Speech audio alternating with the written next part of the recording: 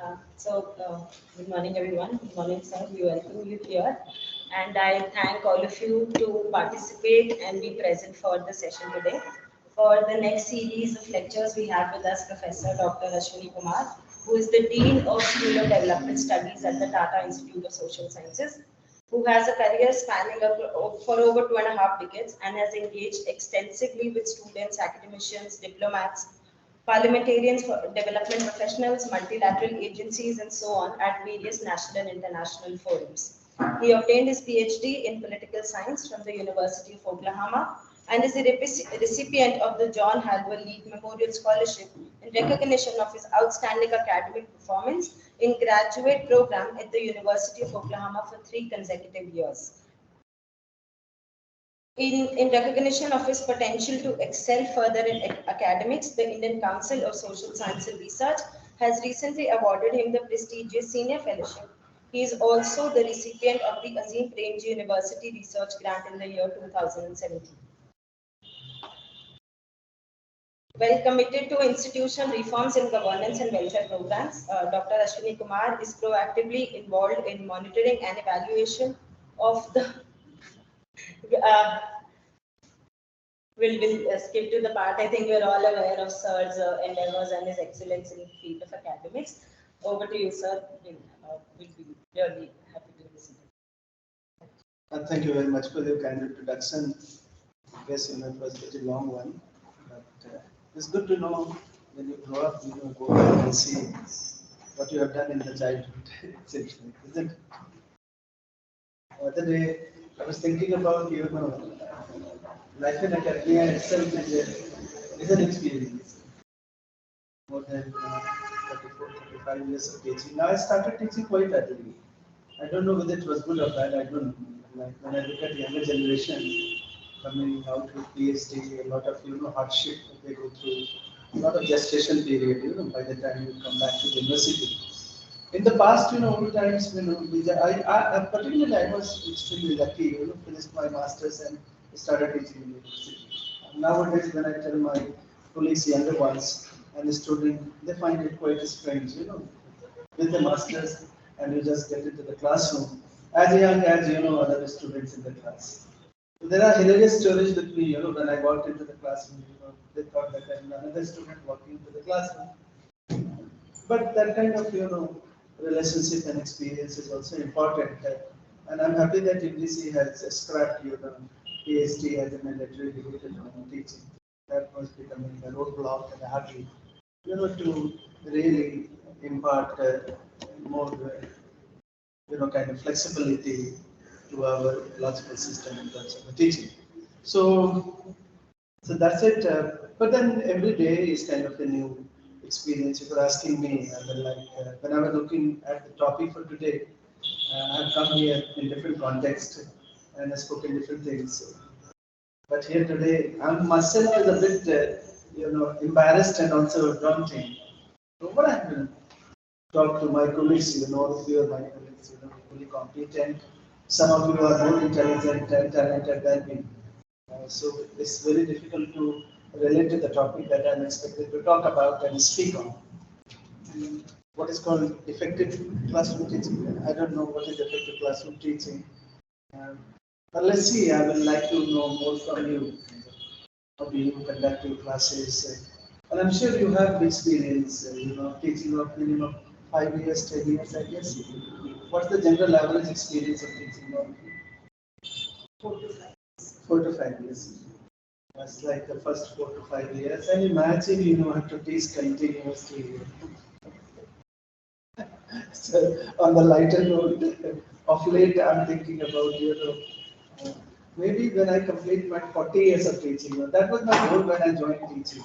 I remember walked into the staff room and there was a farewell going on for a teacher, very, very well-known teacher, and widely, popular teacher as well. And it was announced that he had completed 40 years of teaching. I told myself that, let's see if you can complete 40 years. It's a long journey, and on a serious note, I lost a lot of my colleagues and friends very quickly. have not been a very nice experience. I'm around here. Still talking to you, still thinking of completing my 40 years and then silently go into some other job, research job. I was hearing Prime Minister today, he was talking about setting up a research foundation. This is where I will come back and talk about it. How do I look at classroom experiences? What is effective teaching? So I'm going to talk about it perhaps in a structured way, so that I do justice to the theme. There is nothing new that I would talk about, but then I would pepper it with kind of different experiences, both in teaching in African continent and then American and then European, and also Southeast Asia, particularly I taught in Korea, South Korea, KDI, which is one of the top institutes in the world, and back here in home. And also kind of looking at more as a policy framework, building capacities of colleges, university in line with, in compliance with the education policy. We all have to have now multiple competencies to address the challenges of implementing NAP, and I'm sure your generation will see much more reforms in terms of NAP. So, Siri, if you can. Yes, sir. Can you share the PPT? So there are challenges, and last time we also spoke about it here at CMR, that if you look at the document, and that is where I'm trying to relate to my experiences, because trained as political scientist and often mistook for economist, development economics, sociologist, anthropologist here and there. Wherever I go, people describe me differently. I mean, like I feel that I'm, like more transgender in the sense of, or transdisciplinary on the lighter note. I mean, like coming from a discipline, and the discipline doesn't make any sense today. And if you look at NLP, which really strongly emphasizes that you have to have multiple competencies. That's the challenge that your generation will face. What they call, I don't like the term transdisciplinary. I'm still not able to understand what it means, trans, what it is, that fluidity, kind of, challenging for me. But I like, interdisciplinary and multidisciplinary. I like to, operate within these two paradigms, interdisciplinarity and multidisciplinarity.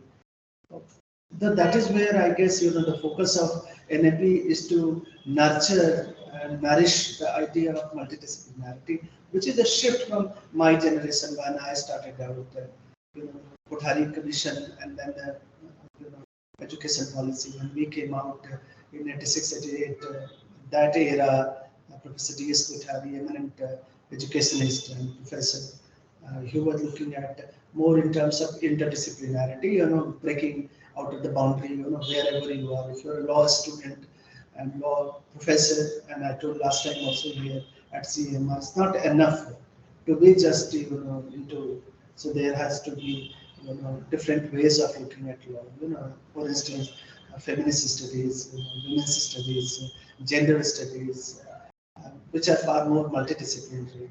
So I will speak about it, and then experiences of teaching, and I don't know how to make teaching very effective. There are ways. I don't know. I mean, like I'm told that I'm a popular teacher, but I don't know, that popularity fades before Prime Minister is already there. Millions of people are watching. I don't have anything from my Mann Ki Baat. I'm very incompetent when it comes to explaining my Mann Ki Baat. I'm not that popular, but I guess, so when I teach a very popular, curated program that's called Idea of India. I will come back and ask me how do I do this Idea of India, which is very Nehruvian idea, based on my colleague and friend Kilnani's book, Idea of India. So I do, and and this is where this class is a hybrid class, means that every student coming to my university institute is called foundation course. So even if you're doing management or sociology or any, you will come to my class. That becomes a challenge. It's easy to teach my student in economics, political science, sociology, anthropology, law, I'm fine, because I know the lingo, I know the language, I know the operating framework, SOP there. But when you are actually confronting, that's the world opening up for all of you. That even a scientist, a doctor, engineer, and at the end of the class, the student will ask you that, sir, I didn't understand even a bit of what you said last 1 hour. Why? Because sir, I'm a mechanical engineer and I'm sitting in class. That is the challenge. And then how to effectively communicate, reach out to him, and this is where the challenges arise, and we need to know how to deal with that. And really, as a teacher, it's not teaching is. I guess before I get into I just cautioned everyone. It's not necessary to be popular. A demagogue. Leave it to politicians. What they are doing, we are not in that business. We're not in that business. I was in America in my graduate days, and I was very fascinated by, the Greek Thucydides, because he gave the first great funeral oration. And I come from a background where I remember one of my great teachers was a left-oriented, great political theorist, Professor Ranveer Singh. And I've never seen anyone, that popular Professor Singh. He was in the ship of Kamatagaru, when rebellion took place. So he had that whole flavor of, arousing passion. But his arousal of the passion was deeply rooted into scholarship. Scholarship. I mean, like people from JNU, Delhi University, Jamia, if Professor Singh is taking class, they will come hang on to his class, literally, like that kind of popularity. Otherwise, I don't think that we need to make effort to become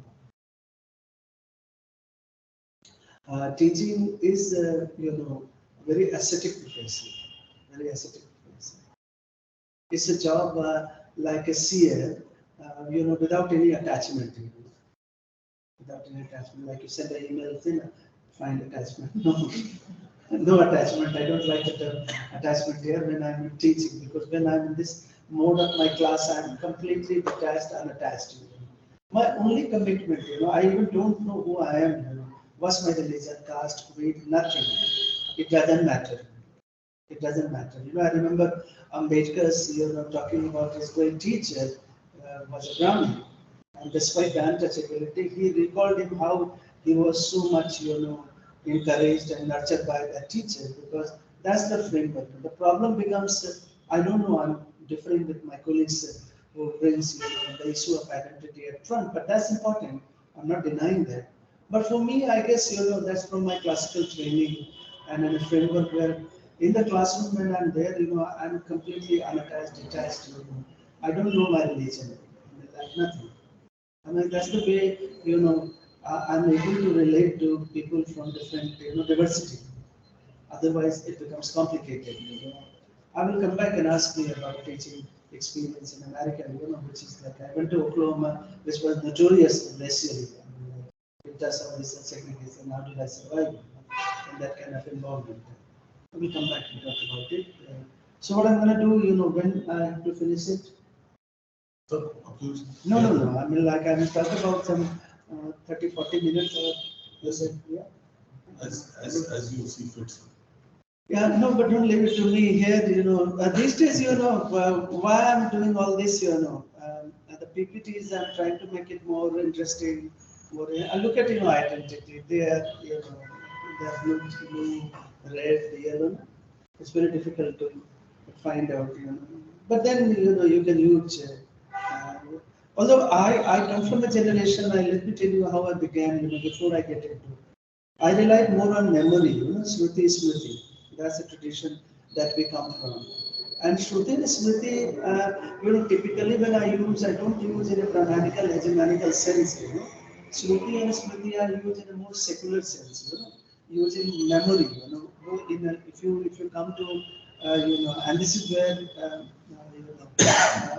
in non-Western world particularly, not in the Western world, the Shruti Smriti, the memory and history are very important for us. In Africa, Latin America and Asia, particularly Middle East also, Classical teaching was done through memory, but not learning by rote. That's the difference. That's the difference, and people mistake it. So we rely and now I'm in a generation where every class is becoming PPT class. If you don't have a PPT, and now I'm generating a program. Recently, I started teaching, senior officers have come for MA program. And after the class is over, yesterday I sent an email that I will start the practice of sharing recording or PPT of the class. I mean, I don't share recording. I mean, like people in social media, be careful. What you say in the class and what it can be interpreted outside. Because as I said that for me, this classroom setting is unattached, detached. So where I'm here and what I'm talking about, if somebody takes out a bit of it without knowing the whole context, it can lead to social disharmony, violence, all sorts of things. So you see what is happening all over the country. And these are the new challenges which has come up. New challenges have come up in the last 10 years, more so in 5 years. So to come back here, and now PPT and so many things, and I will come back and talk about artificial intelligence, ChatGPT, also those challenges, which you will encounter more than. And if I remain as a living stone on my Brazilian, perhaps I will watch it from outside, but I am sure that I won't be around. Luckily, and maybe we will face those challenges more seriously. So here I'm just going to talk about some of the paradigms and the ways I look at, and it's not a summary of my own experiences, but I will like to relate to those experiences as some of the stuff that I'm going to talk about through my PPT, which I'm forced to use. In the past, I always used my memory. I remember Professor Kothari, eminent professor, perhaps the best and political scientist and sociologist in the country ever produced. He would come to the classroom, pick up a little note, and then look at like what you call these days bullet point. But he had that great scholarship. So if you have a scholarship, you can really command the class. And when I'm talking about, two models of teaching, the first model is traditional model, the new contemporary, modern model is called student-centric classes. And the model that we come from in non-Western sense was essentially, teacher-centric, instructor-centric, professor-centric, it's like a linear model. I'm talking, you are just listening to me. And it's a text-based. That's kind of a model all of you have been trained. But now in the new world, contemporary world, it's becoming more student-centric, more participatory. I will come back and talk about it in little detail about it. But these are the two dominant models. When I go to the School of Education on my campus, I learn a lot of things from them. And also in COVID also, you need to ask me how did we manage COVID classes. All of you have managed COVID classes. So these are the new ways of keeping classroom teaching very effective. But largely, but these two models, the traditional model, if you come to China, Korea, Vietnam, so on and so forth, or in Africa, people continue to use, this kind of a traditional model, traditional, more textual, teacher-based, professor-based, and there are merits and demerits. I won't say demerit, but there are challenges. Certainly with time you get dated. You get dated. So constantly you have to really improve and update yourself. Like computer, you receive Microsoft update. So that's something you need to do all the time. So next slide. Next slide. Next slide. I call it design thinking, and of late I'm kind of playing with this word design. You should ask me why design, what design is doing here. I love this design because if you look at, I'm by training, I'm not a science teacher, and but of late I'm kind of looking at, tech world, more closely, and seeing how the tech world, does things differently, very differently than some of us in social sciences. And for me, design is very key. I mean, like when I work in policy field, then the first thing that I look at the design. What is the design of this building, design of the classroom, how do we sit together? Like this is not a great design for me. See glass, I mean, like there's no eye contact, and there is also hierarchical, see. This is when you look at the new classrooms. I remember Korea was for me eye opener. When I entered, and the first few days I really struggled with it. It was so high tech, Samsung world. I mean, like, even the washroom, I got a release experience. I didn't know how to operate. It was so high tech, And then what is called the smart classrooms. 10 years back I was teaching there. Oh my God, it was stunning. I mean, like I couldn't figure out. And I was like, like a blind man, trying to figure out the shape of the elephant. But in a day or two, the dean was a good friend, and he just guided me that that's the thing would happen. It was really very fancy and like a fantasy world, and very seductive. So that experience is with me, and I enjoy it. So that was the design part, and due to resources, due to culture, we have multiple cultures here, from Manipur to here. I was telling that wherever I go, I insist on a native culture. I mean, like the best teachers are those who are rooted into native culture. If you're not rooted into native culture, you cannot be attached and detached. But that something is missing.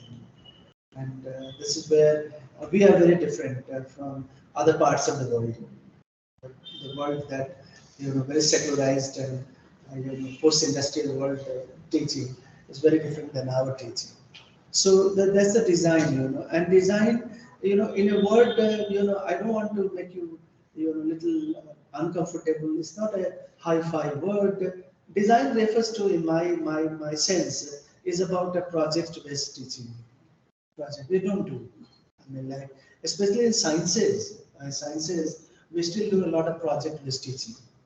Unlike social sciences, I've been to law schools.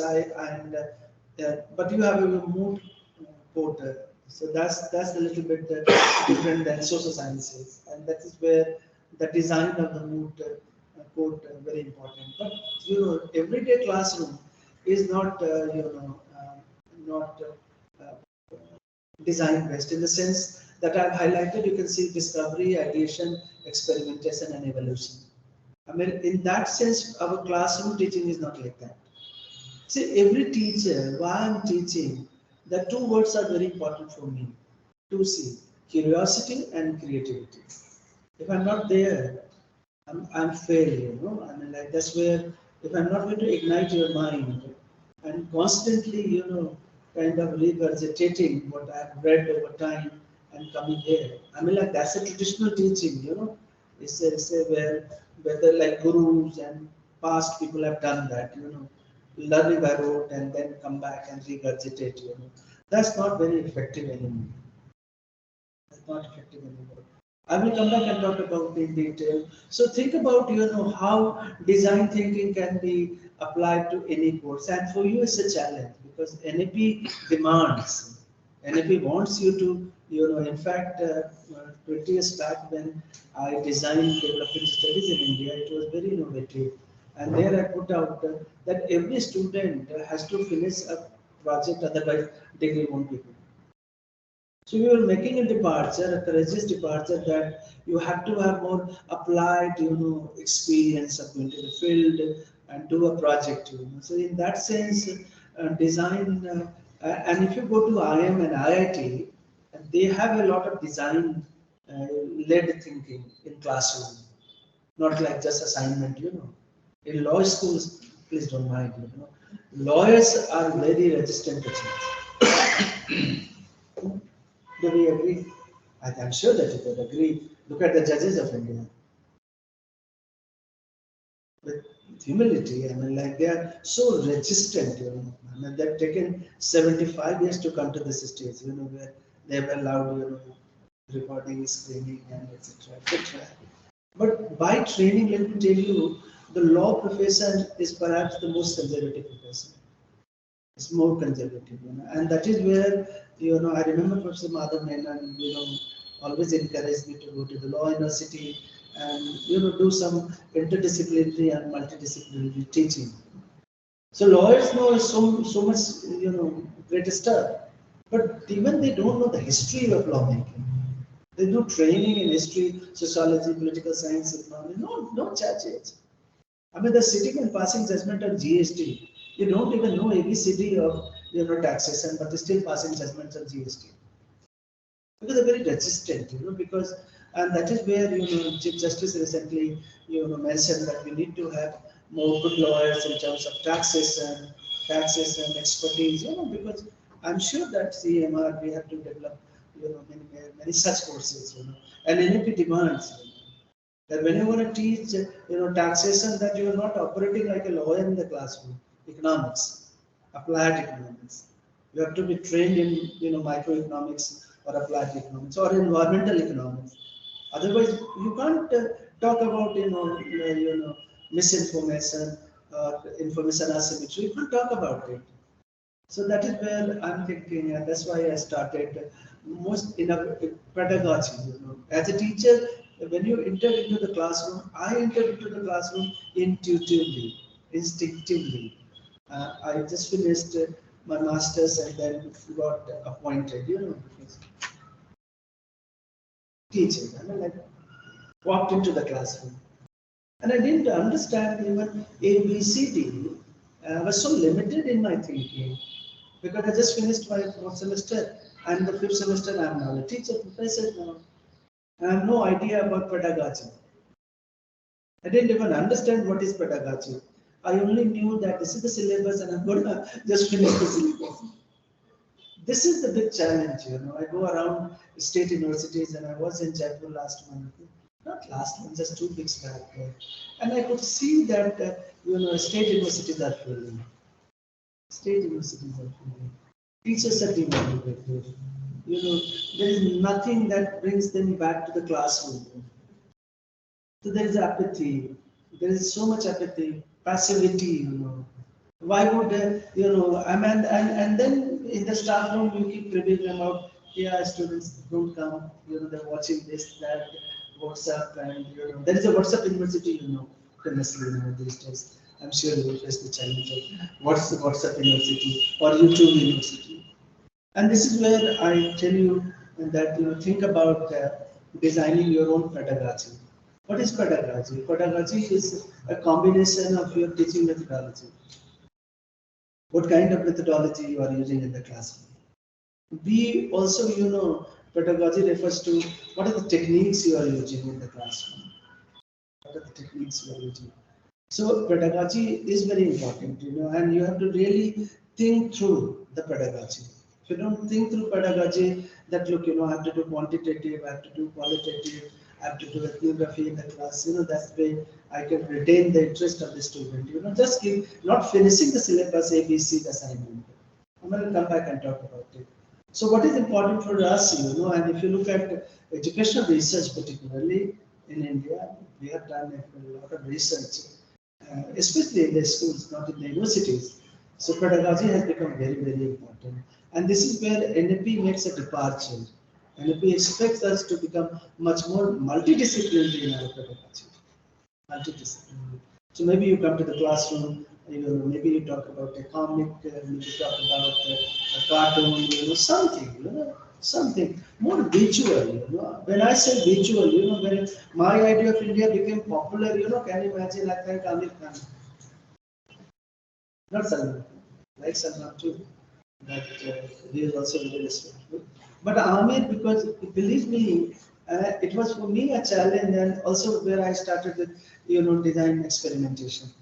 And I was a little, kind of, but I come from, I have a stage experience. So I started using Lagan film in my class on idea of imagine. It's very, and it just happened to me because I was prepared to use visual anthropology. Because there I thought of, using Amir's, famous, that song, it's kind of diversity, it's kind of, struggle against colonialism, imperialism, mobilizing people, and in a very secular, inclusive way, and it became very popular class. So I will each like segment. I started using a lot of visual anthropology from the past. Dilip Saab's film, Nehru's speech, Ambedkar's speech. Maybe sometime I went to Institute of Objective Studies, and that's available. You might have seen in Hyderabad. It is called siyasat.com. If you click, you will find my lecture at siyasat.com. It's one of the most prestigious and progressive group in the country since 1947. So Alam Sahib, so in that presentation, you can see, how I'm trying to do different things, through visual anthropology. That's pedagogy. And I started out as a teacher. I didn't have that idea. So over time, and this is where I bring my design thinking. You have to really do that design thinking.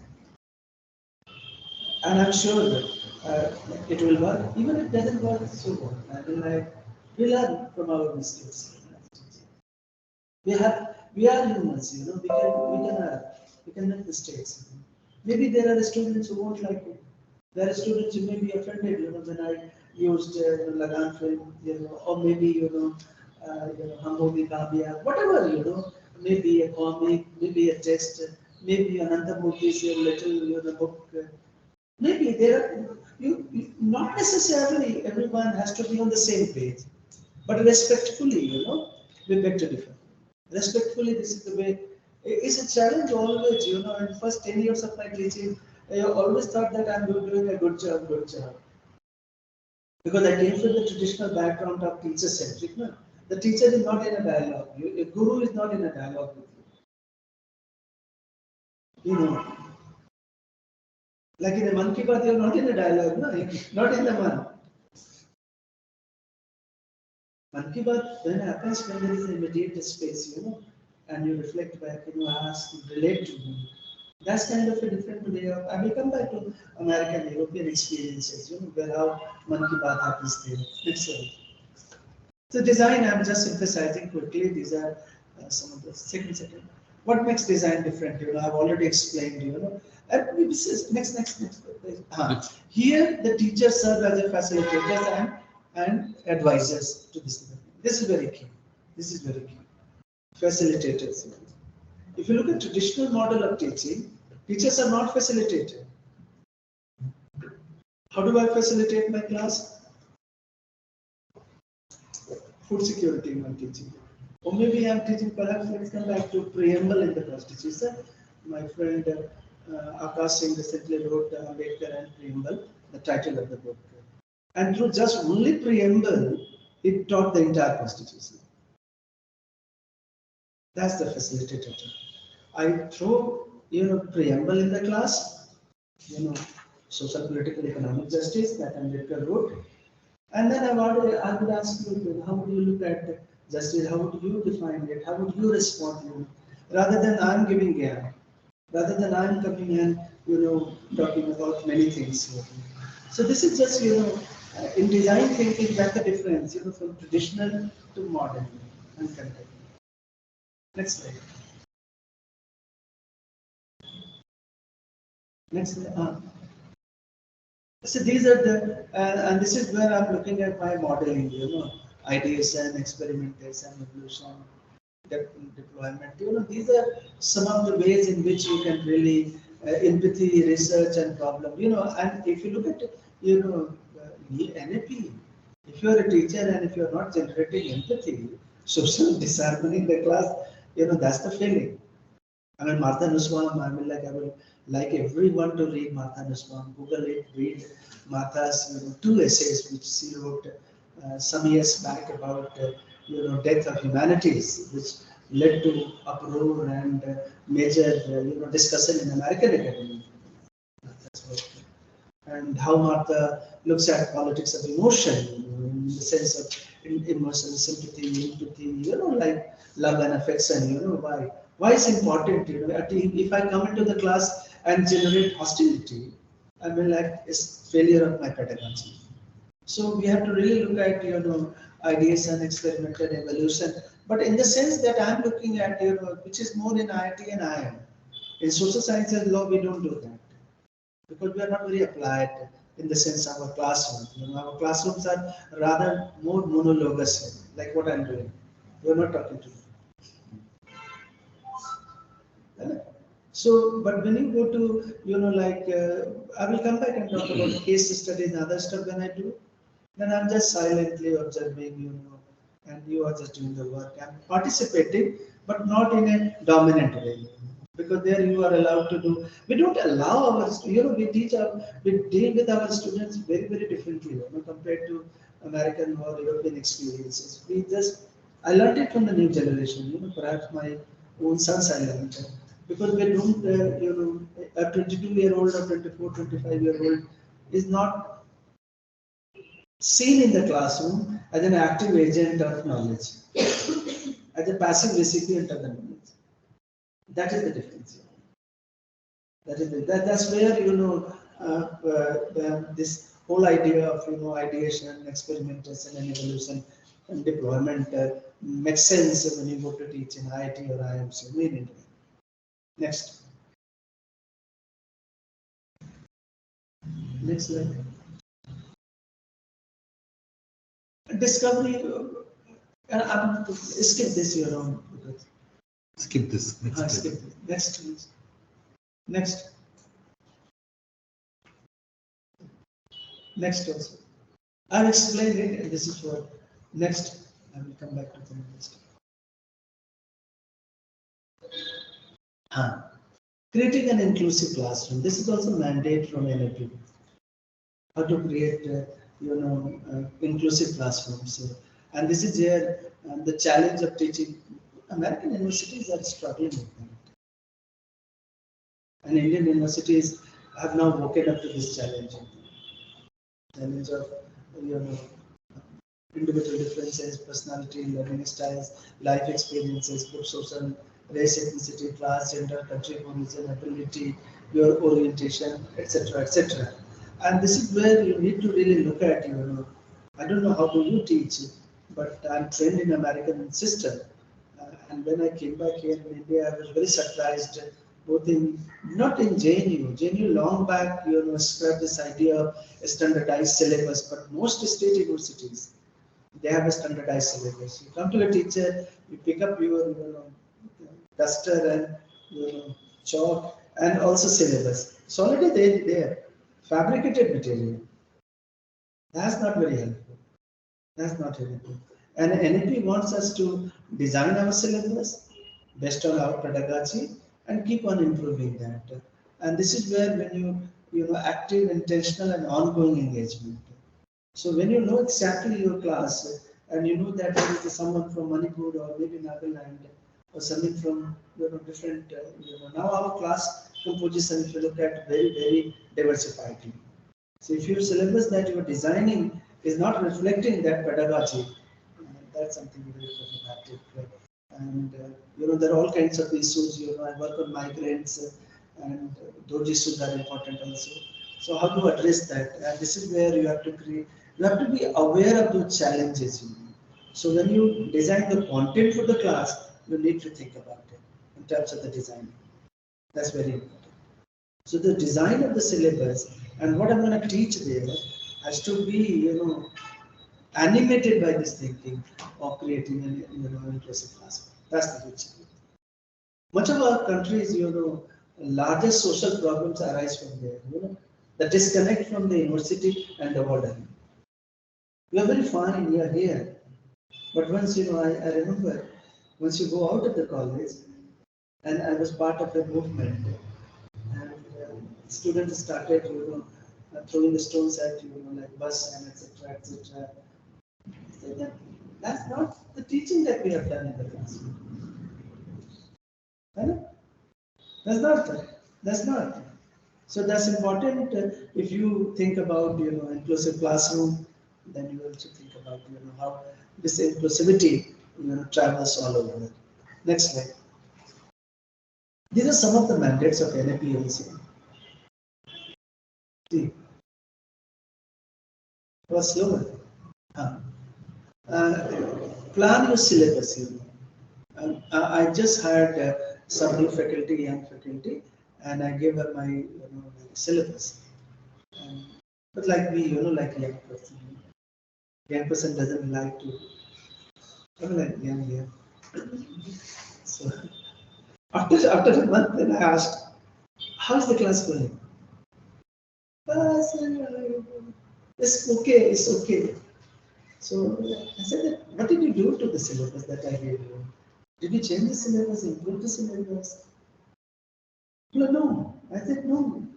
Well, no, I guess that you need to really rethink about, because that was designed around my personality, my experience. When I give you the syllabus, the first thing is to, design your syllabus, curriculum. Because this is where you see that I'm writing, posting a visual outline of what will be done during the class, help the student follow the lesson and stay on task. It was not in 30 years back important, but today is important. So when you finish the classroom teaching, at the end, I created a platform. Now you have take the platform available. So what is going to happen in the next class? At least two lines, the cue to leave behind.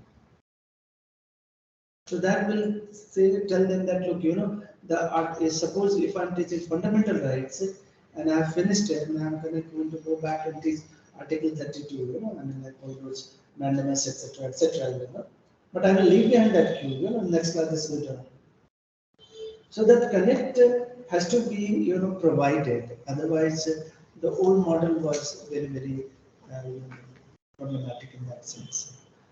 You see that some of the things, distributing papers, taking attendance, making time for the student to ask questions, need to be passed, course planning. I write everything. Like a child, I write everything. If you look at my syllabus runs into 20-25 pages. So I remember some students initially complained, "Oh, Ashwani sir class." So like that. Even the syllabus is like a book. You have to read, everything. I'm like a baby, I will give the instruction, the font size, the assignment that you do. Don't quote from Wikipedia, everything, because I'm trained in American academia. And this is where my professor taught me and trained me. So I will make sure that everything, from the font size, where you read, what you read, how you turn in, your assignment, how to structure assignment, the grammar, everything I will mention there. And I will give you, I mean, like link also that, that is the template sense. And nowadays I'm old enough, senior enough, so I don't take attendance here. But I've done attendance for 20 years. Now I have a teaching assistant, I have a research assistant taking attendance, But I miss the pleasure of taking attendance, let me tell you. I mean, I remember I started out, there was so much fun in taking attendance, both in America, where my accent in the beginning was typically Indian accent, and all kinds of names I had to pronounce in the beginning. I was teaching undergrad, and the first 20 minutes, I would learn in America first, few months how to pronounce, there are all kinds of people in America, diaspora, and all kinds of ethnic, I would not say confusion, but mixture, like mixture. And they come with all kinds of names, And then I learned to pronounce over time and also relate. I don't know your name. See that? I've already missed out. I see the Radha, Ramya, I don't know Firuza. I don't know any. These days, and this is where when my office hour happened, and then there's a walk into my office, and I know that she is or he is, but I don't remember the name. In the beginning, I remembered everyone by name. Everyone by name. You are really a good teacher. Really good teacher. They don't remember you, that's fine. They are not talking to you every day, that's fine. But you remember. You remember. That's the way it's important, That every element and aspect of teaching, you have to, in the classroom, you have to do yourself. I've seen great professors. I've worked as a teaching assistant with great professors. All the great ones, Many of them are my leading giants. But they all enjoy doing this part. This is the fun part of teaching. This is what makes teaching so exciting. And put policies in the syllabus about attendance, disturbance, cell phones, everything. everything I do, even the family, maternity leave, if you want it, I'm like, I remember my PhD student, and she just, you didn't even say a word, but it's India afternoon. How would you say that I'm pregnant? And if I'm pregnant, how would I approach my professor? So you're just right there. If you have any family issue in the syllabus, do write to me. Do tell me. I mean, like, then I will give you leave. No? Otherwise, you won't get leave. You don't miss classes. You're not sharing. So that's really un-Indian. In India, still these things are done orally, differently. But I write everything. Family emergency, mother's sake, baby's sake. I just sent a message yesterday, email that please, please, please explain. Don't have to explain emergency to me. Just say the family emergency. You are exempted. So that builds, the confidence of the class in you. Right. So these things are also important. So all the policies, etc., etc. I think this will take a huge, like maybe another hour just to design the syllabus some other time. Next. Tell you next. Sir. Checking their grades online. Now, this is a new business, COVID business. My God, this is harassment. I tell you, even in the night, because this is where we are very careful of not being part of a WhatsApp group or being part of a WhatsApp. I don't know what's the policy here.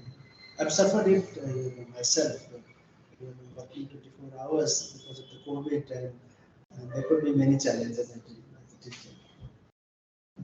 So I leave it out because something that you learn, good way or bad way. But based on my experiences, it's good that now we have a SMS system where students can go and check their grades, etc., online, and it's very important that you have to be, you have to become really tech savvy these days, quickly. I don't know the training part here, but we attend training.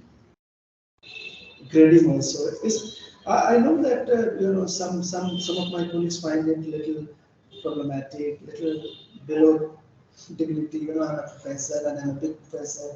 Why would I go and attend such training classes for checking grades online, posting grades online? But I very humbly I would suggest that we need to be part of that. We need to be constantly engaged with them so that because of late, let me tell you, I don't know to what extent you face challenge of mental health or anxiety disorder. This is grades have created all this. So imagine student checking the grade at 11 o'clock in the night, middle of the night, and then posting in the WhatsApp group. And if you by chance you see it, you are anxious. So that is where you have to decide whether you want to be. Luckily, I have outsourced all this to my teaching assistant and research assistant. So I'm taken care of professionally. So once you become senior enough, I would advise you to be. These WhatsApp groups are challenging, and then they start posting all kinds of material in the WhatsApp. So anyway, but remind the student that assessment is more than assigning of a grade. Always, assessment helps them to understand their achievement, excellence, and helps teacher make their notes. I don't know if I remember more than of my 3 decades of teaching. I've never failed a student. I'm very different. I'm more like a doer, and I'm very consistent with my idiosyncratic and a rebel-like position in academy. Always. Even I remember when I was teaching in Delhi University, even the grave so-called case of indiscipline and etc., I will never criminalize a student. Please. I mean, this is something you have to think about in the classroom.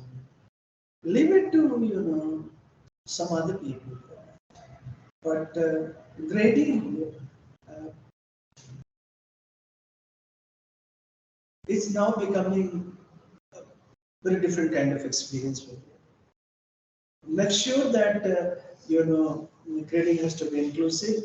Grading is also truly reflective of their capability in a wider context.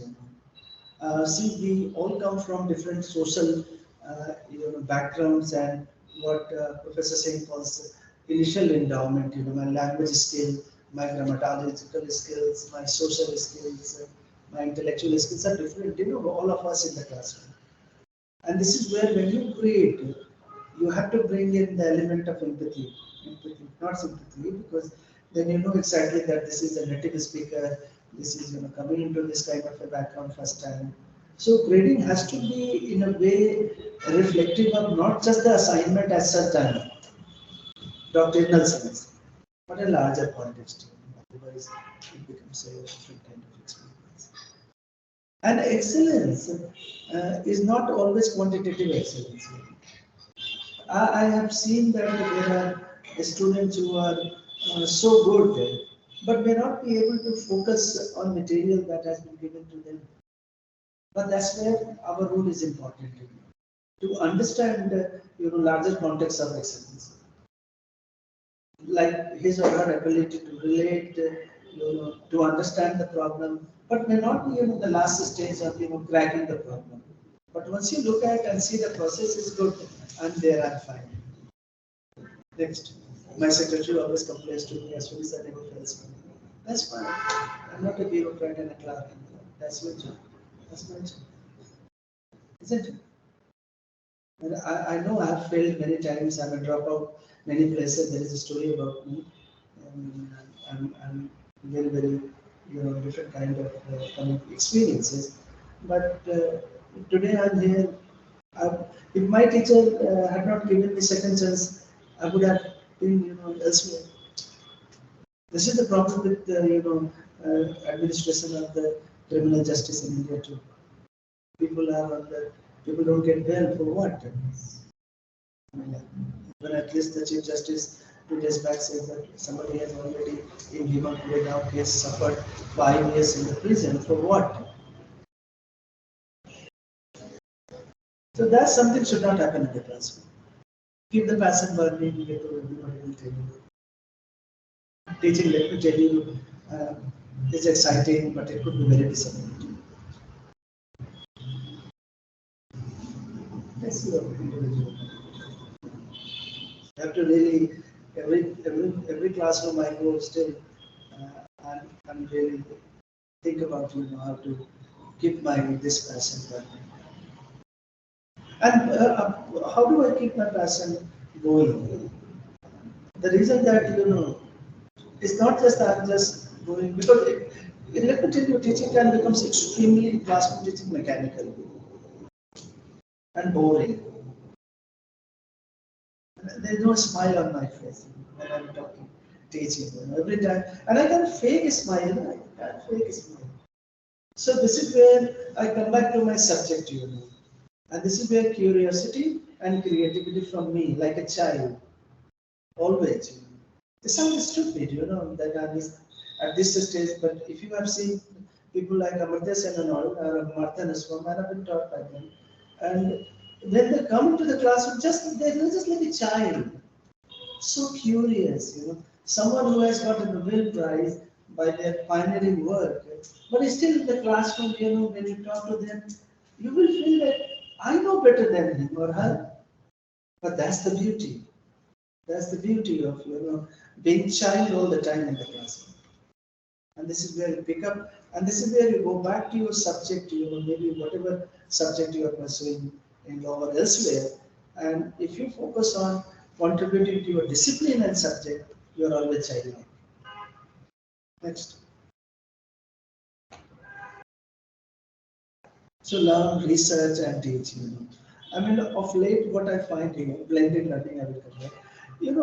If you don't do research, I can imagine in India, especially, there is a hierarchical division, IIT, IIMs, or some top universities there, where you are constantly doing research and then teaching. But there are some people are just teachers. And this is where NAP will like you to do some research, publish something, and then rely on that. That will really make you really interesting and excited all the time. If you don't do research and don't publish, it can become teaching very good. it won't last 40 years. Is treatment matching that? Coming back again and again, the same criminal law, same jurisprudence theory. I won't do that. I won't do that, frankly speaking. So this is where every second year, third year, you innovate your syllabus. You change your pedagogy. Blended learning term we learned during COVID. Good, bad, I don't know. My friend colleague Abhijit Banerjee, Nobel laureate, is very harsh on digital. Those who are listening, don't worry about it. And that is why we have created blended here. Both online, offline. And I'm also teaching online courses these days.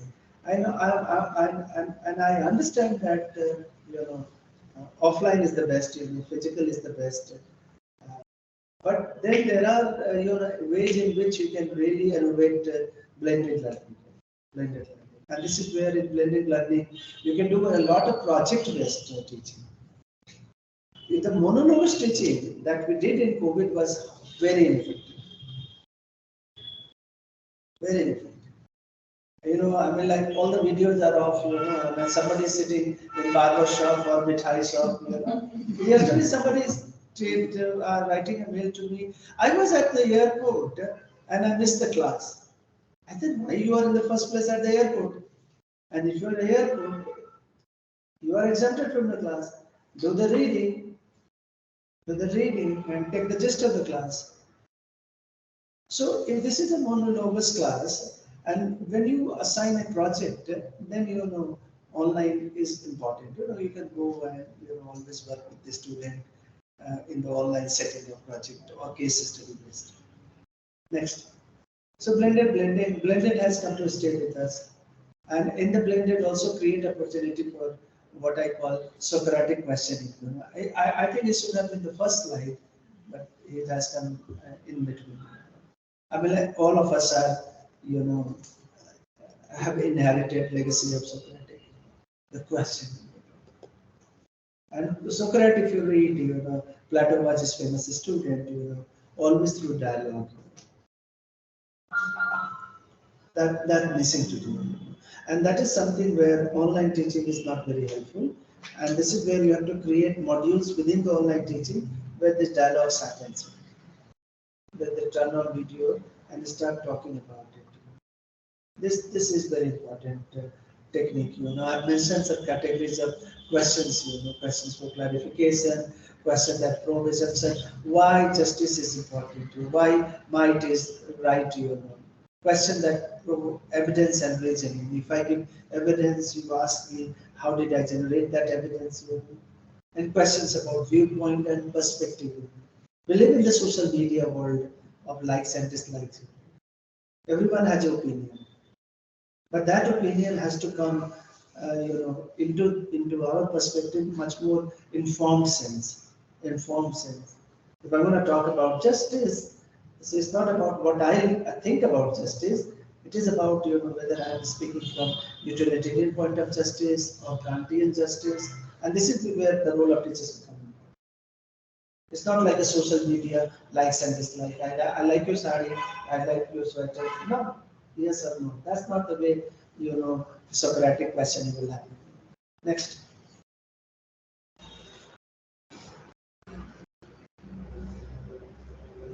Discussion.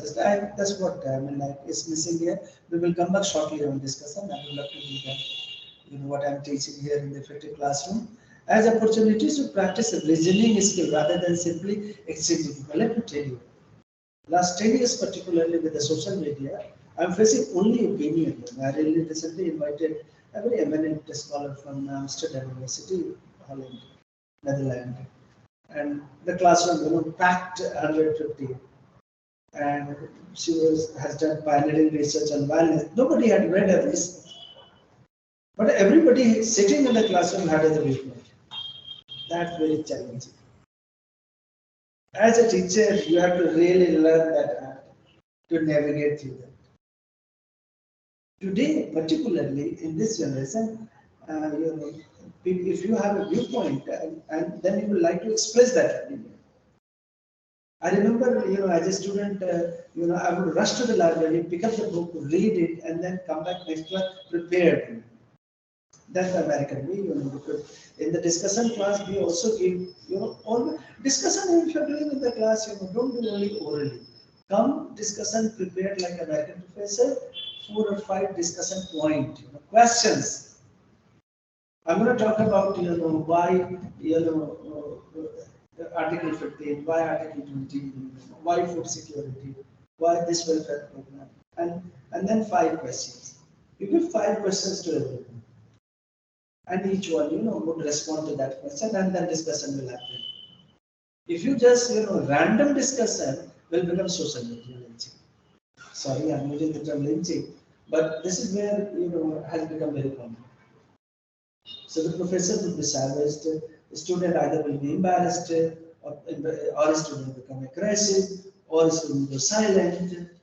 So this is where, if you have a clear-cut structure of the discussion, like in America, and this is where I'm coming back to, one of the things that you do in discussion to, the idea of metacognitive skills. A student rotate into this role. You give them a role. Give them a role, And this is where, even in the great professor's class, I remember Tom Mallett's class, he was my philosophy teacher. And I was very good in philosophy and very well read.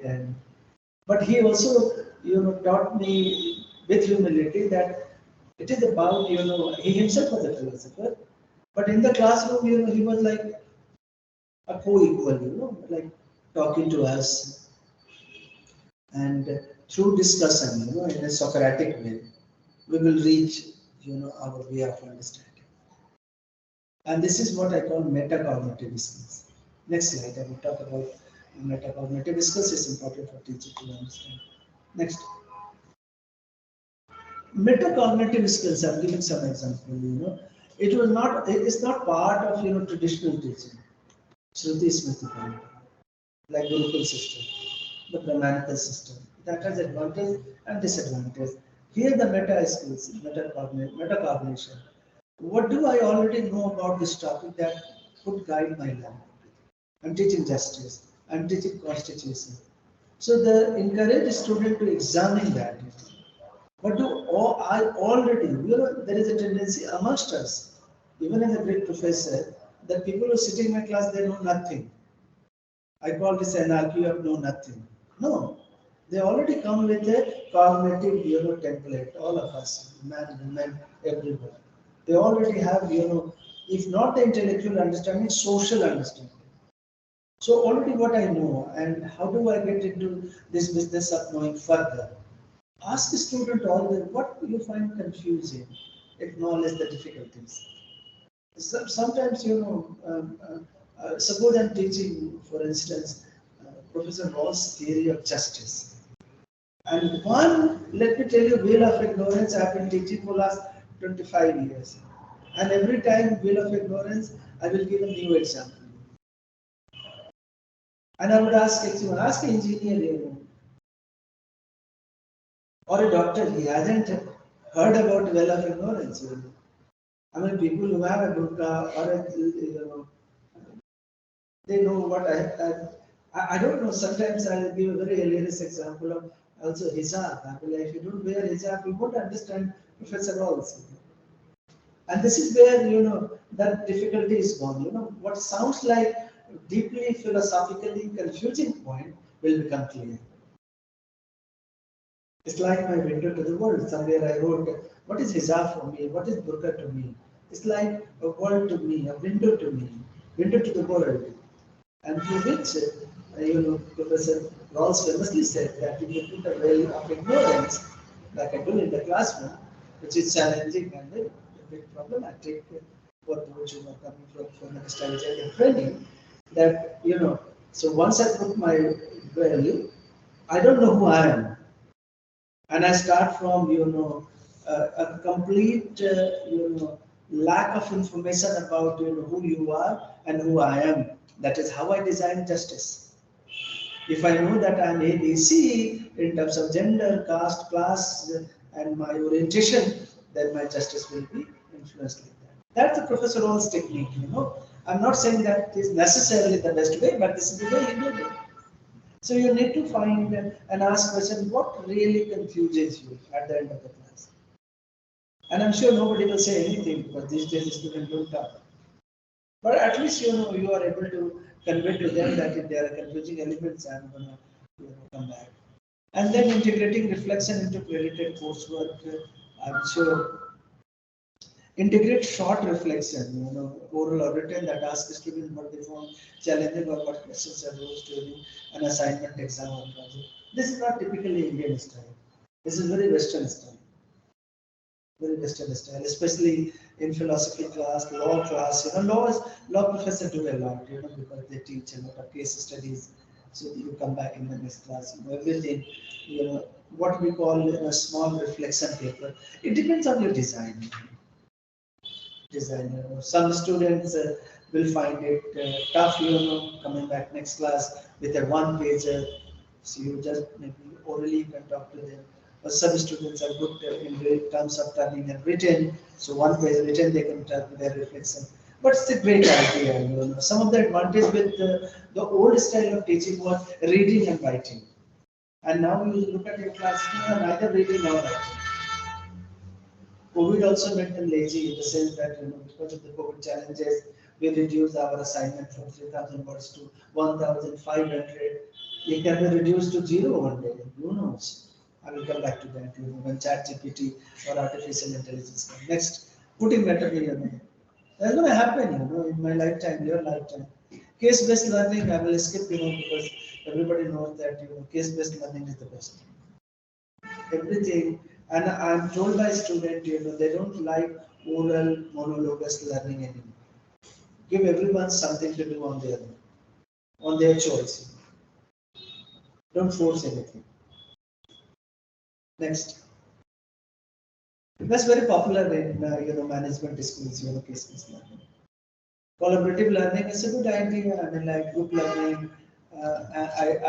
I'm still doing this, group assignment. But those challenges are, but don't get into like mother syndrome or daddy syndrome, grandma, that you are like, forever, interfering with the group. I give group assignment and then I don't, because there are group dynamics, they fight themselves, they solve that problem. Sometimes jokingly, I tell them, when you are killing each other, then come back to me. Then I will solve your group dynamics. Otherwise, just stay with your groups. So that's a very good collaborative learning, and this is where, tomorrow sometimes I tell them that today you are a student, tomorrow you will be a setting family, So if you are fine with the group today, maybe you are fine with the society also. Family everywhere, the group dynamics and collaborative skills, and these are, let me tell you, skills that they learn. If you have, collaborative learning, and this is where think, pair, share, fishbowl debate. I don't know if you do problem solving and jigsaw. Next slide, I can show you something. A good example, my colleague is doing fishbowl debate. You can think about your debate in class for the sake of experimenting. We are doing in our classroom. One of my colleagues is doing it very successfully. Medium to large group discussions. And this is where we change the design, inner circle and outer circle. Outer circle student listen to the discussion and take notes. Only the inner circle. The fishbowl is very good. When we design our survey question, we actually do this fishbowl debate. And based on that, so the active learner and also the non-active learners, together learn. So and this will make your class very interesting, very effective, rather than coming and just telling them. Next.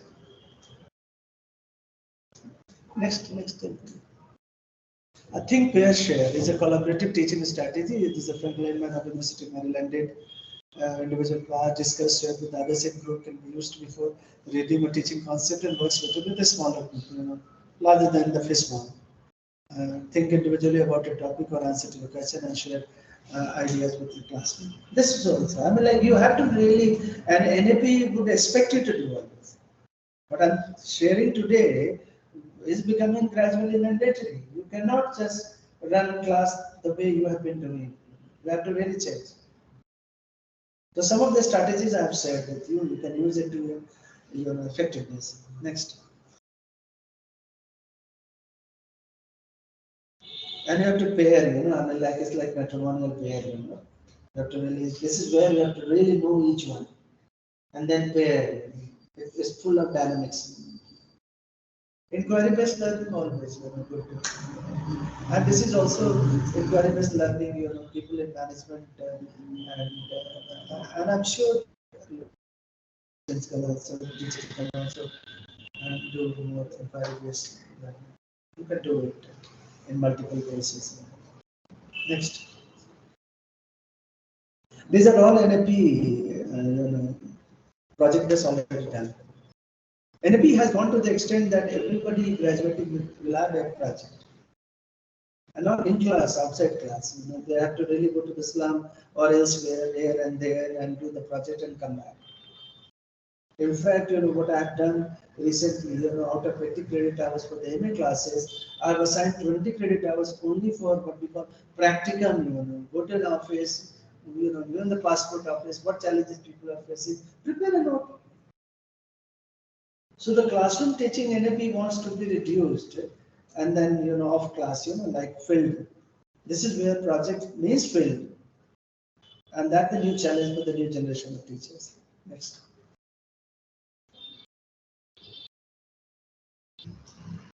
Co-teaching, I mean, like, I'm not sure if you are prepared for co-teaching in India, but I love co-teaching, and I always encourage my colleagues to be. And this is where Indians are very, very bad, like because of the caste, because of the class, etc., etc., and individually, I mean, like, if you're a great professor, you start teaching you look at your material like an ownership material. No, you can co-curate a class. I mean, I remember in Harvard, I mean, three great professors, philosophy professor Amartya Sen and Walzer, if I remember, Rawls, teaching same class together. Imagine three great professors co-curating the class and bringing in diversity so much. I'm a communitarian. I'm individualistic. I mean, like in terms of philosophy, and I'm utilitarian. So imagine that classroom becoming so exciting. Classroom is very boring with one professor monopolizing. And that becomes your property based, like women become your property, your student become property, everything become a property. I think in the classroom we have to have more co-teaching, and NAP expects us to do more and more co-teaching. Next.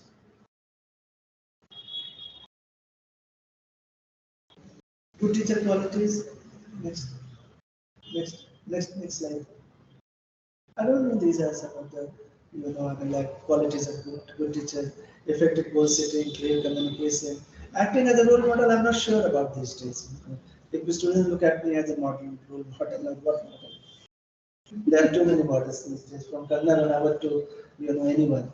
So they don't care now. I mean, this is really contested now. Adaptability and flexibility, I'm sure, this is something that at all stages of your teaching career, you have to be flexible, adaptable, despite your own initial hesitation. Preparation is very important. I still don't go to the classroom without being prepared. Still, I'm very anxious. My family always fights me. They think that my 30 years of teaching has made me a Gyani and Ishwar. I'm not an Ishwar. The day you become a teacher like Ishwar, you failed. You go every classroom and look at my notes, even coming to here. Morning I wake up and 3 hours I spent on my PPT and made any corrections. And deleted, added, improvised. And each class of me is always different from the other class, because every batch should not be thinking that I've done the same thing. Self-reflection: who am I? Am I doing good? Am I doing bad? Am I repeating myself? Am I prepared? And what was my learning? If somebody was having mental health issue, or somebody is dyslexic, and learning difficulties, am I able to relate each one? Self-reflection is very important. Tough task, because we are professional, great teachers, and every time if you have to really think about, look into your eyes and think about, am I inspired, or not inspired? These are very subjective challenges in the teaching. Lifelong learning always. Promoting, I learned from my mother, my mother-in-law who has been a teacher for 40 years. And I still find her so excited about teaching, so excited, always learning, always learning, endlessly learning. I told you, Amartya is almost 80 and Ashish Nandi, my teacher, 80. So, this curiosity of being a childlike is important. And promoting a love of learning. What else we can do? The great teachers always come with that. The great teachers are extremely humble people, extremely humble, very polite, and in that way, that's where they are important. We have to agree. These are challenges. Next. At the time of GPT, next slide. Chat GPT, next slide. Next last. New frontiers of the classroom. I'm sure I'm liking ChatGPT. I want to put some question there. Did very well. My university has banned ChatGPT. I'm not in favor of my university's banning. In India, everything is banning culture or what they call cancel out culture. I'm uncomfortable. I may be politically incorrect, but I like people to be politically incorrect. Allow that kind of freedom in the classroom where you can be politically incorrect also, but without offending anyone. Without offending anyone, without like affecting peace harmony in the class. But people have to have if my students in front of me are not candid enough, and they say that if sir, I love pleasurizing, I enjoy that. I can't tell you as a part of policy, but there's nothing wrong. I remember my great teacher as they put her used to. This is all Western mimicry, that what plagiarism. Lawyers know it because they make money out of that. For lawyer, everything is a litigation. But the world of teaching is not a litigation. And the world of teaching, even ChatGPT, and I'm told in Harvard and Stanford, some universities are banning. But if you ban it, you are defeating the purpose of technological advances and the learning advances. So in fact, universities are coming to this view that at least allow them to use ChatGPT for turning in draft assignment. Only 30% role of the teacher, that's fine. That's fine. Rather than banning ChatGPT or advertising, let me tell you, maybe I was talking to my son studies at John Hopkins. After 10 years, there will be no teacher in the class. They are not putting out robotics in some universities. In China, I'm told also, I've reached that advanced level where most complex, technological stuffs are taught by robots. Robots are there. Robotics are ready, to take over our job. Please be ready for that. And this is where, as a teacher, you have to really, prepare yourself for the next world. Where I'm relevant to you? What is my area of relevance? Where is this human component? It's getting shrunk. Literally. And I don't like, these days going to the classroom where I know exactly that my students are using ChatGPT, but what I have done using, my visual anthropology, my visual ethnography, my, different techniques that they love coming to my classroom, at least with 30-40%. 60%, I'm fine, whatever they do. I can read and tell you that this is like plagiarism, but that's okay. I will like, at least, there is some role there, for me to intervene, and at least they are learning, the writing style. But let me tell you, in a cognitive level, in a Darwinian sense, some of our ability will also change. Cognitive ability will change. My students are not ready to read 400 pages of book, but the technological competence they have generated through artificial intelligence will empower them perhaps much more substantively than me. This is where we have to really, I don't know if I have figured out the next world, but I think I would approach that very differently and and this is where what I have done last year, I have brought a more self-study component and they are loving it. You read anything. You tell me what you want to read. You tell me, come back and tell me. What is your self-study assignment? In the beginning, my colleagues were very uncomfortable when I introduced the self-study. Since I was dean, so I literally imposed on self-study. First year, no teacher did that. And now today, they are learning to use self-study. Go and do self-study. Whatever book you want to read, whatever problem, solution, project you want to do it, do it. That becomes, at least a mix you create.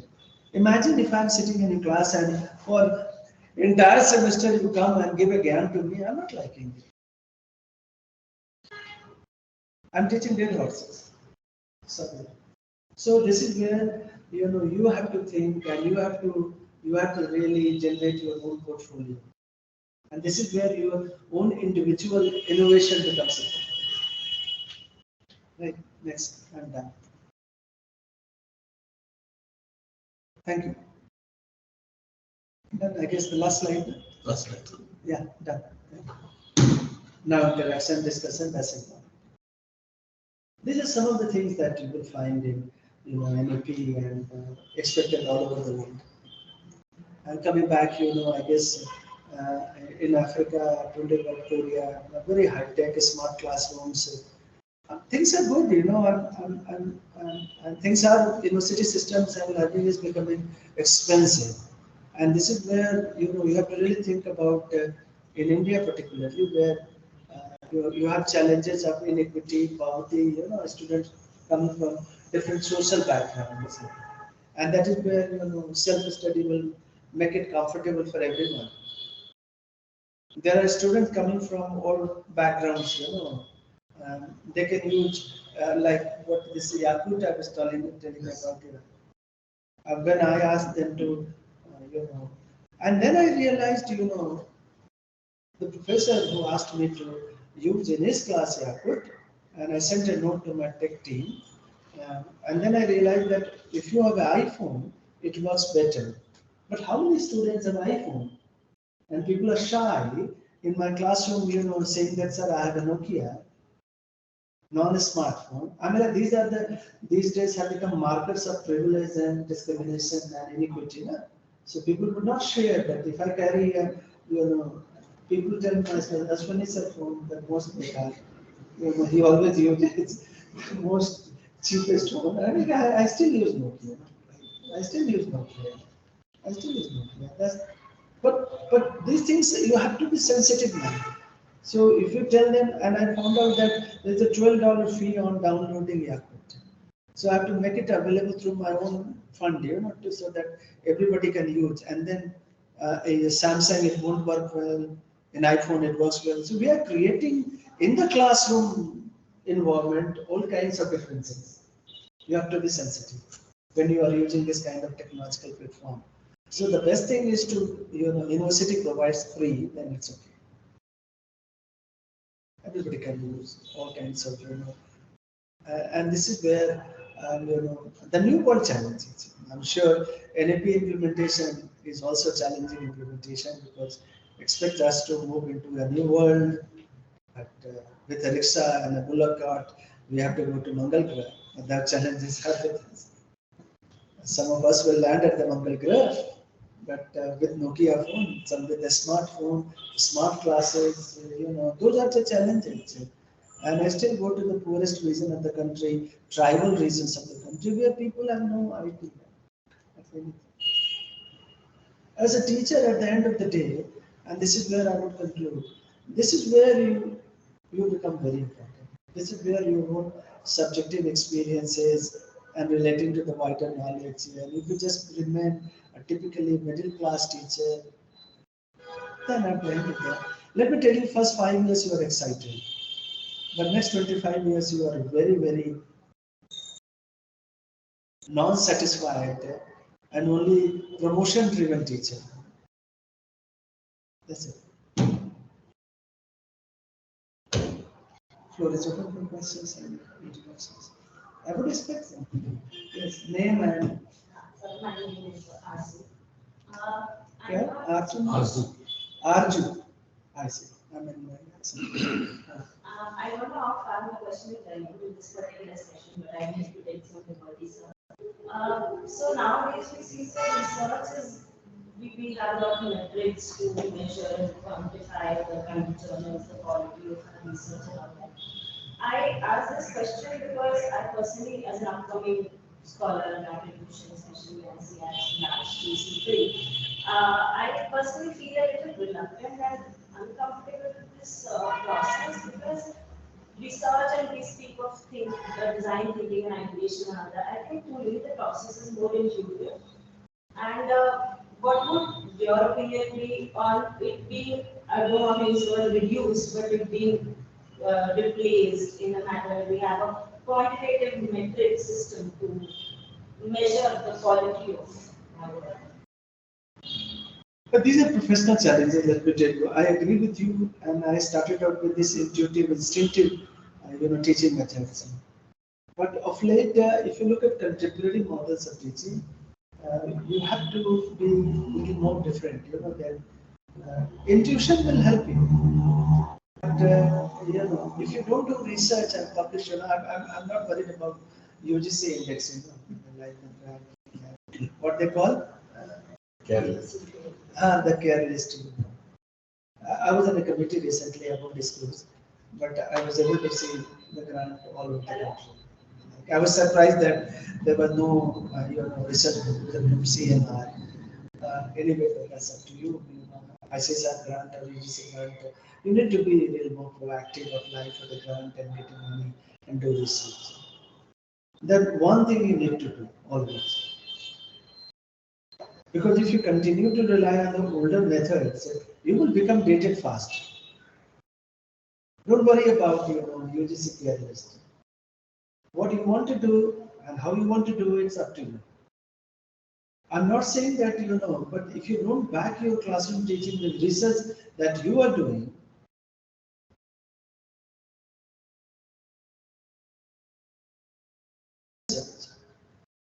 it will become repetitive and mechanical. Every time if I come back and talk about Professor Rawls and Professor Sen, what am I adding to them? The reason that from a teacher and a great teacher is this. This is the American German model we call it. Germans are specialized in late 19th century. So this is where the Germans, if you look at this Oppenheimer film, watch it, and then you will see the dialogue between Einstein and Oppenheimer. Einstein, 1905 is called the miracle year because in the same year, 1905, the Einstein published four papers on relativity. One single year, it changed the world of physics completely. One single year, four papers. Can you imagine? And rest is the history. Rest he didn't publish much after that.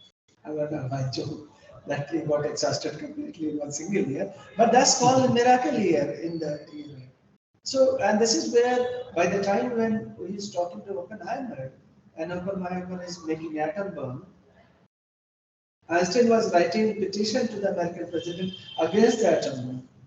Something he did, he taught us splitting of the atom, and he went against that.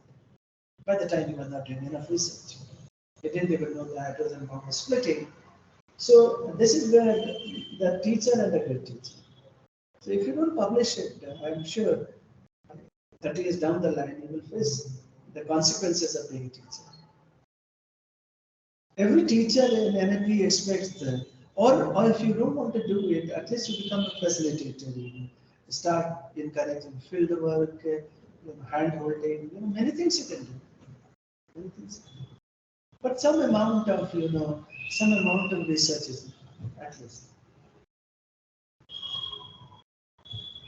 Next.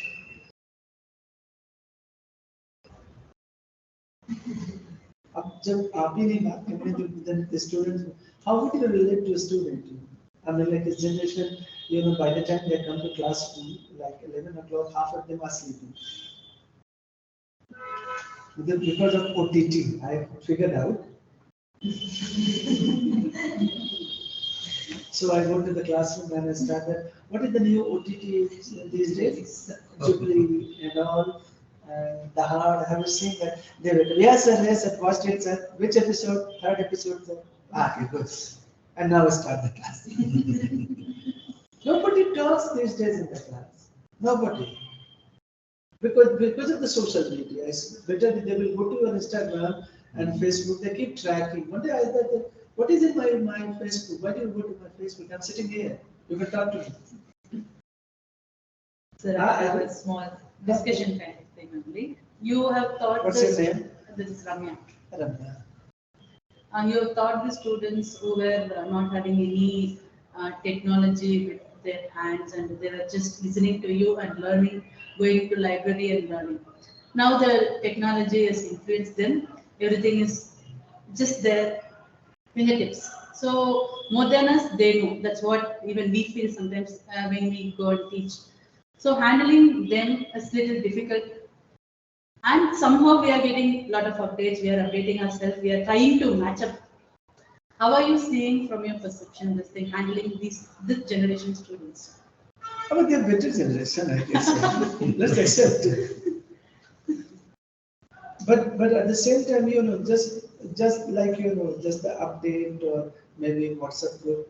My students are very good on Canova. Whenever I have to make a poster, my students do it for me. I can't do Canova. I'm not good at Canova, whatever you call it. I'm just logically deficient. But that doesn't mean that when it comes to when see what Arju said about intuition. So when it comes to teaching about utilitarian concept of justice, the utilitarian concept of justice, that's I rely on my intuition. That's not available with technology. And this is where your own self-reflection. So it's very important. Technology aside, your self-reflexivity cannot be dispensed with. If you are grounded in the material that you are teaching, this is where we need constant updating of the material that we are teaching. Constantly reading. I mean, like if I go to the classroom and something new happens and a student comes and tells me that I've read this and that, I immediately, like a child, go back and read that myself. Oh, I just missed out there. I need to figure out. And then they would come back to me in the next class. I remember, and that's what I learned 30 years back in my American university. I came joined university relatively with higher knowledge, and I was for a couple of semesters thinking that I'm really good. But I learned the humility lesson because the great philosopher would always say at the end of the class, "Yeah, Ashwani. Yeah, that's a good question. Excellent question. Let me think about it and come back in the next class." So first few weeks I thought that I'm really quite intelligent. That a falseness, that I'm really quite intelligent. And then over time I saw the pattern. He himself is a philosopher, much ahead, well known. But this is the way, and he would remember my question, and the next class he would come back, start and give a profound answer to that question. But this is the way he really, made me feel good. That look, excellent question. Very good. Let me think and come back to the next class. And whole week I would keep thinking, oh my God, I really did so well. I mean, this is where, a student must get this sense from you that he or she is really good. Perhaps better than you. And when that happens in the class, you succeed. Technology or not. Anyone on the online want to say something? All videos are off, you can see this. Myself, Aisha, how do you Aisha. stay relevant in today's time? I mean, that's a tough question. Sometimes, if you are not relevant, be irrelevant for a while. You would suffer it, I think. You would suffer it. Because in ChatGPT, artificial intelligence, robotics are coming to replace you. Let me tell you, in law business, professional business, once the ChatGPT AI takes over, who is going to listen to us? Millions of documents and cases are quickly there. Lawyers are going to use ChatGPT. Judges are going to use ChatGPT. So you think about it. So sometimes, when you're getting irrelevant, better accept it.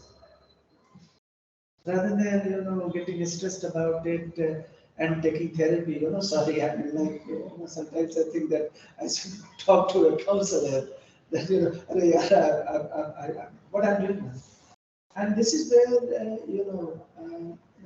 what you need to do when you feel that you are getting irrelevant in the classroom teaching, you come back and do a self-reflection. And what is it that I'm missing out? What is it, that is it the knowledge part that is making me irrelevant, chat GPT part? And if that is so, my last slide was there on chat GPT. You read a New Yorker or a New York Times article on chat GPT, how American professors are adapting to it. Artificial intelligence chat GPT. So you're saying should adapt. And I must say that you should adapt. When remember when gas cylinder came, my granny loved it because treasury men will never be on their side. Men are not cooking now at home every day. They come and prepare 3 meals, they eat and go. They don't have to adapt. Sorry, I can give you a feminist example, but you have to adapt to it. If you don't adapt to it, and if I go to the classroom and if I don't adapt to the smart room teaching, classroom teaching, then I'm not there. I struggled in South Korea for a while, but once I learned it, I started enjoying, because on the smart class, it's not in America, my professor used to laugh, Ashwani said blackboard, because I came from the blackboard generation, there was no black there, they were all white. For a while, then I started using, like board and whiteboard, whatever it is. And all are now, Korea particularly was challenging experience for me. But then I learned that, you can really visualize a lot of stuff simultaneously with the student. But the answer remains the same, if you feel irrelevant, leave that irrelevance part. And then innovate something, improve something. And if you keep doing it, it will never be irrelevant. And that is why class, self-study becomes important. Take them outside the classroom, they get bored in the class. I'm sure this is happening everywhere. If I'm sitting and teaching in this classroom setting, I will be getting bored talking to you. So maybe, I had what I call cafeteria approach, which is quite radical in India because, my American professor had a cafeteria, a small, like tutorial group, I start talking to them in a small tutorial group. Then you will not be irrelevant. But in a large, you can always deliver a fine monkey bar before, 3,000 people sitting in a convention center. I call it a convention center style teaching. That will make you irrelevant within, as soon as the lecture is over. Nobody is there. But then there are other ways, that these tech platforms are good, I mean, like this, this Norwegian product. And I would encourage university administrators to give you that training of using tech platform. Because your generation will face it. Survive, I'm at the end of my road. Whatever limited time I have, perhaps, wherever I am at the end of the road or at the end of the tunnel, but I can see light outside. I can see that the new world is perhaps as bright as the old world, or perhaps better than the old world. I wouldn't think, I wouldn't think about getting as irrelevant. As a teacher, you would not. But there are challenges. There are challenges. These are pedagogical challenges in the classroom. So you have to, what I showed the slide on pedagogy, you have to really think about it. My Amir Khan helped me, Lagan helped me. And I in fact went back to archive of Doordarshan and I started using 30, 40 years old, something like Ek Chadiya. I was teaching a class on diversity. And I did not realize that, I will literally walk into the house of that filmmaker who met her. Recently, I just went to his house, and when he said that I met it, actually, I said, amazing stuff. So there is something, something so great about it, and that's where Martha Nussbaum said that if you're coming to my class, you haven't done classic Latin, don't take my classes. You haven't done, Persian, don't come to my medieval history class. You haven't come into Indian history, don't come to my class. You haven't studied Sanskrit, Arabic, so on and so on. So these are the challenges that a teacher has to face and convey to students.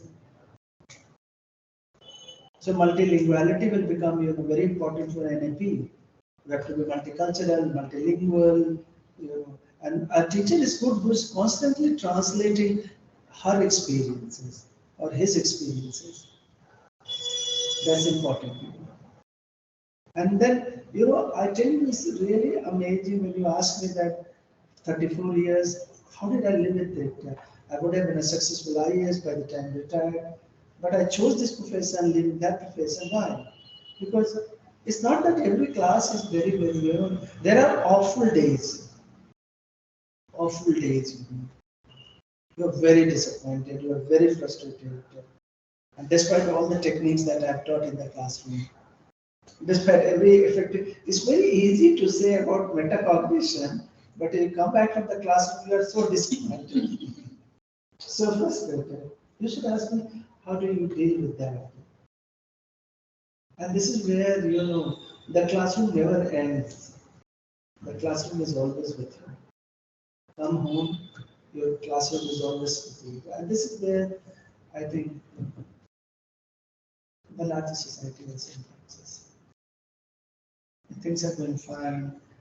I think it's good. But back to the classroom, I guess, and these are, every teacher has gone through that and will continue to. It is unimaginable that every class is going to be a great class. It's not going to happen. In between, I teach, like 15 classes a semester or 30 classes a semester. I know myself very honestly. Some days I'm good, some days I'm really bad. But that's it. You learn to live with that. And this is where the other modes of evaluation matter. Other modes of evaluation. Any other questions? Yeah? You want to say something? Sir, I'm Vijaya. Vijaya. I want to know. What do you teach, Vijaya? I'm a research scholar. You are a researcher. What are you researching on? I'm researching on Hindu law. Hindu law. See, I mean, like now, what is called uniform? If anything, uniform. What should I want to know. No, you are very relevant to this. Your specialty of the method, how you follow the teaching method. I spoke about teaching method. No, your one class, for example, if you take starting to end, how the way you. Ma'am, I like to, what I do, more discussion and collaborative, and partnership, co-curate. And I think I have learned, and I have failed in that also. So I started out, let me tell you, and it's my fault and I'm fully share. I used to write like, Harvard professor style, my lecture, I would write my lecture. It's tough. It's a very hard work. But I would write my class. It's called class handout because I came from the USA and in my class, the professor did different kind of handout. So in logic, philosophy, method class, bulleted handout, bullet points. And other classes. So what I did that I would write my class notes, handout, like everything, and then it runs into 6 pages, 7 pages, and then I go to the classroom, and you come to my classroom, expectation that I have given you 2 readings already, and as a student, I know, and as a student too, you are busy most of the time. You have too many things to do now. When you are a student, you have too many things or not. Now they think that Ashwani sir does nothing except only one work. But when you're a student, a young man, 20, 24, you have too many things to do now. Many things, culture, non-culture, everything. So most of the time, as a student, I'm unprepared. So comes to the classroom, give the handout. You have the handout, and then I will go over the handout and then explain everything. They're sitting there. This is the old method. Those days there was no, a smart class, no PPT, nothing, no PPT. 20 years down the line, I'm told that my handouts are still used in Berkeley University when my student went. He said, wow, I mean, like I'm still keeping all your handouts and I'm using. And my American professor looked at and said, wow, who wrote that? Well, my teacher used to write. Well, he must be too good because, like visualizing everything that teaching and writing down. For any student, this is precious material. In fact, I remember whose guy, Dufflo got the Nobel Prize, he does that. And this Turkish guy who is teaching at MIT and Robinson at Harvard. In fact, if you are teaching something like game theory, which is mathematical, still people are writing handouts. Law also, I believe that law professors at Oxford used to put their handout, because law is very complex mathematical science. So that's the hard work. If you are ready to do the hard work, it's fine. But the PPT has made us lazy. It's a lazy approach of teaching. It's very lazy. And the laziest is that after the class is over, the student representative CR, the leader of the class writes a mail to the professor, sir, can you share PPT? That's the laziest of all. Nothing. Can you imagine? So this is where I guess if you can little structure at least one pager if you go, then a student will be a little more alert. The ma'am is coming with a one pager of handout and the handout is circulated, everybody is on the handout. Even if you use PPT or don't use PPT, and if you go and use the board, I mean like boards are still used for mathematical sciences, engineering sciences. You can't teach with PPT, let me tell you. You can do a lot of gaming, like Yakut do for quizzes. You can design a quiz, use technology. And I'm suggesting that you should do that.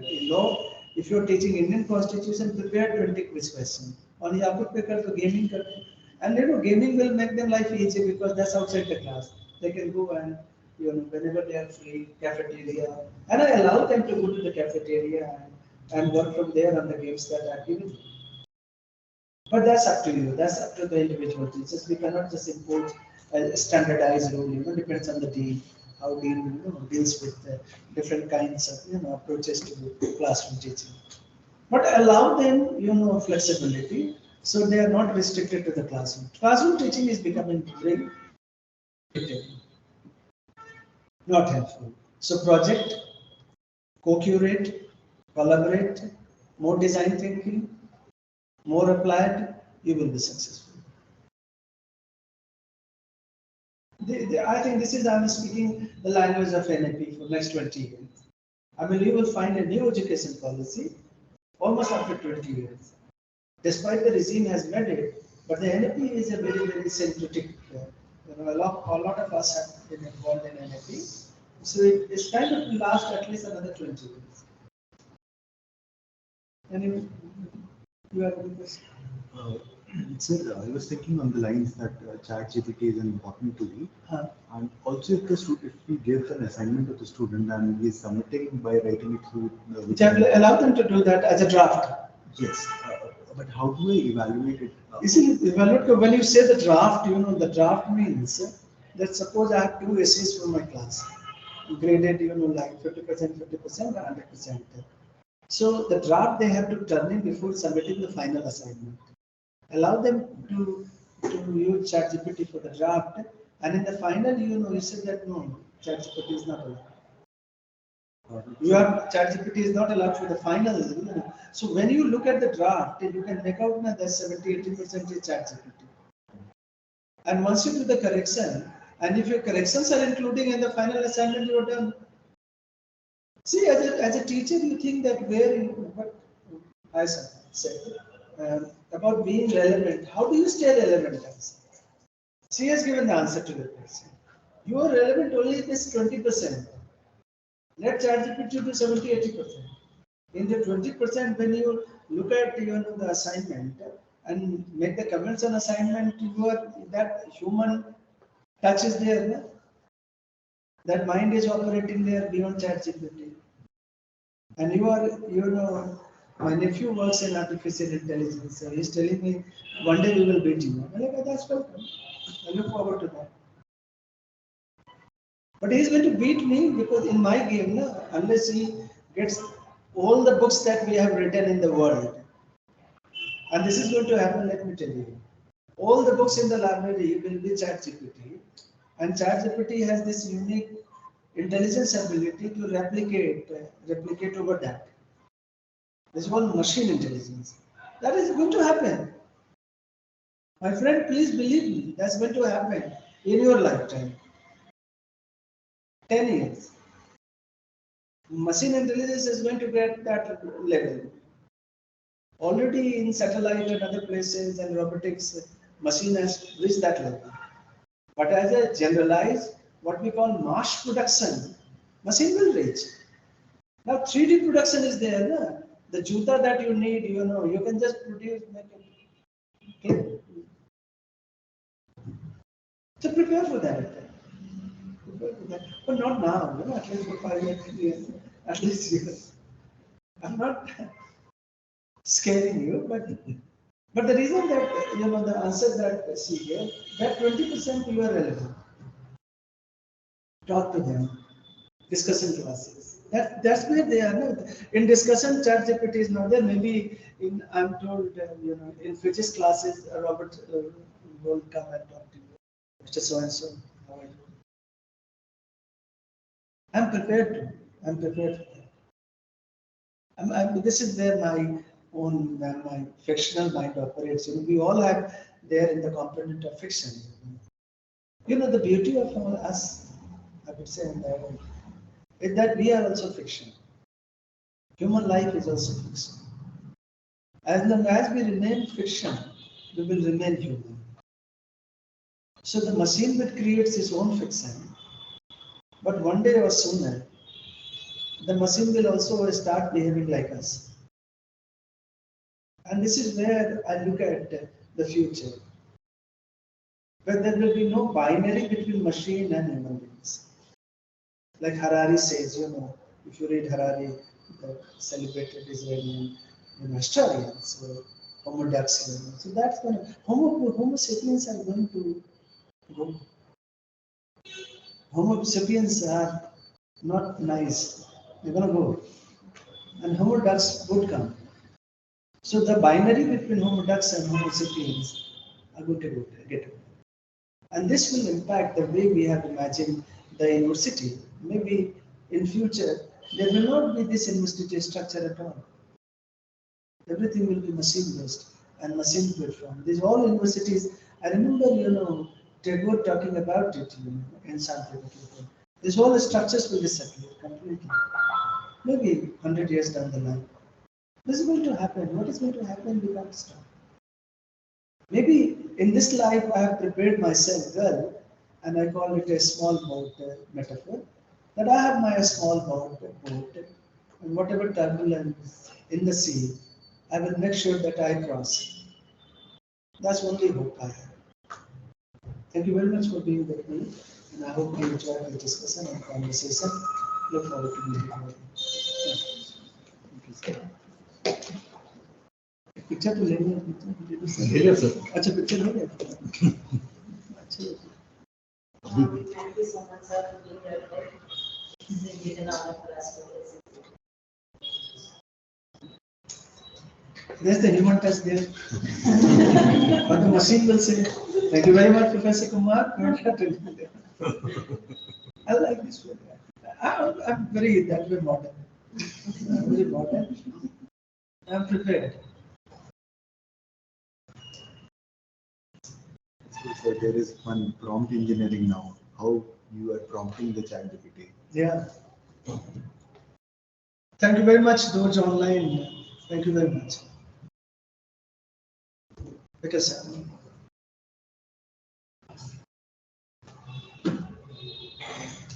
somebody else will do